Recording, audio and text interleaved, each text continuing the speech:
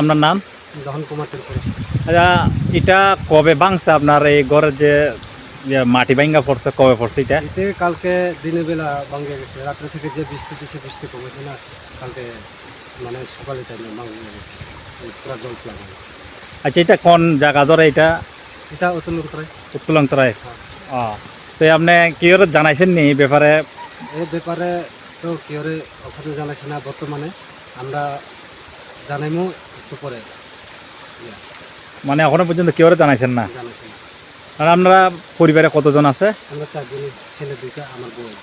মানে আপনারা এটাই নিরাপত্তা, মানে আর কোনো দিকে অন্য জায়গাতে ঘর নাই না? না, এটাই মানে আপনারা। এটাই জায়গা আমার। ঠিক আছে। আমার দেশের স্বাদ গন্ধ আমার সবচেয়ে প্রিয়।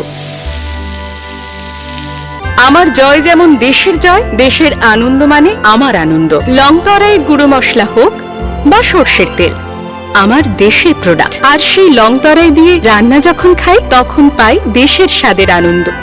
সবার সাথে সেই স্বাদের আনন্দ ভাগ করে নেবার মজাই আলাদা। দেশের স্বাদের আনন্দ লংতরাই। লংতরাই, রান্নায় তোমাকে চাই।